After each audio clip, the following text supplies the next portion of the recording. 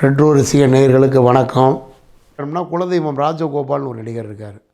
அவருக்கு அந்த குலதெய்வம் ராஜகோபால் அப்படின்னு எப்படி வந்துச்சுன்னு கேட்டிங்கன்னா, குலதெய்வம்னு ஒரு படம், அதில் தான் ஒரு அறிமுகமாகிறாரு.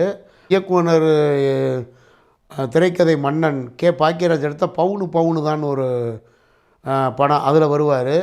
அதே மாதிரி அதில் எப்படி வருவார்னு கேட்டிங்கன்னா, ஐ ஆம் கேப்டன் கரியப்பா அப்படின்னு வருவார்.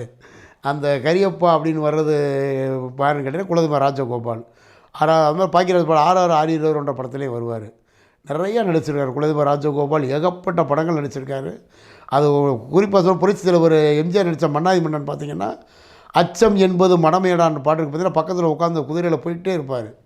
அந்த சிக்னல்லாம் அந்த காற்றுல போகிற மாதிரி கண்ணில் தூசி போகிற மாதிரிலாம் ஆக்ஷன் பண்ணுவார், அருமையாக பண்ணுவார். அவர் தான் குலதெய்வம் ராஜகோபால். நிறையா படங்கள் நடிச்சிருக்காரு. விசு எடுத்த வாய்ச்சொல்லி வீரநடியில் பார்த்திங்கன்னா, கடமை கண்ணியம் கட்டுப்பாடு உதயசூரியன் ஆட்டோவில் பின்னாடி போட்டிருக்கோம். அதுலேருந்து இறங்கி வர மாதிரி காமிப்பாங்க. அவர் அந்த திராவிட இயக்கங்களில் கொஞ்சம் ஊறி போன ஒரு நல்ல ஒரு முழுமையான குலதெய்வம் ராஜகோபால் அப்படின்றவர்.